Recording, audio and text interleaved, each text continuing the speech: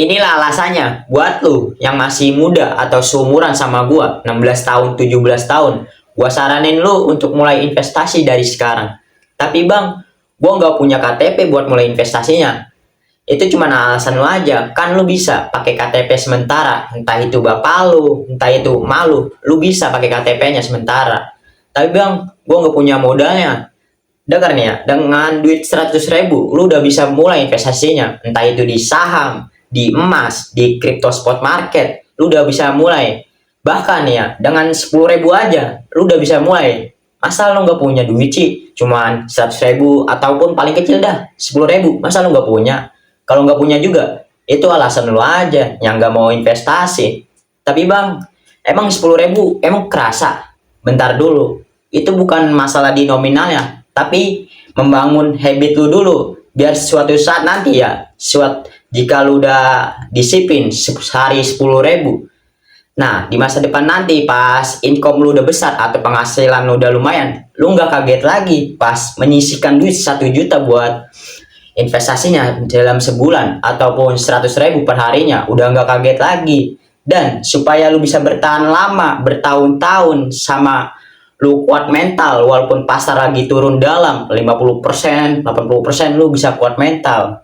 Semisalnya nih ya, lu investasi 10.000 per hari dan terkumpul 1 juta rupiah. Return-nya itu 10% per tahun. Nah, di tahun pertama duit lu 1 juta rupiah itu jadi 1,1 juta rupiah. Lu untung 100.000.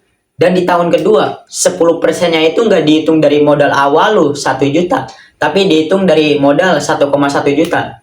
Duit lu naik lagi 10% dari yang 1,1 juta jadi 1.210.000 rupiah, dan seterusnya bakalan melipat gandakan setiap tahunnya duit lu tanpa lu perlu setor lagi. Hasilnya itu akan terus berkembang biak 10% setiap tahunnya. Itu contoh semisalnya lu hanya dimin modal 1 jutanya lu itu.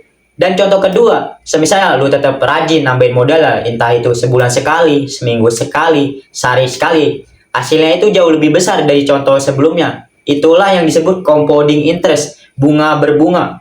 Bunga berbunga itu maksudnya seperti ibarat duit 1 juta lu itu karyawan lu lagi cari uang, dan hasil uangnya itu jadi karyawan kedua lu dan cari uang lagi. Begitu terus sampai nominalnya besar. Seperti efek snowball, bola salju. Semakin menggelinding, semakin membesar.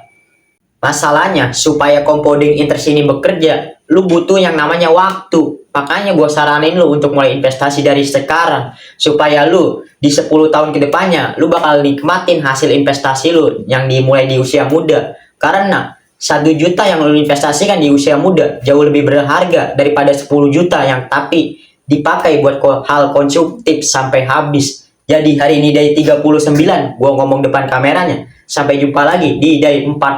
See you next time. Bye.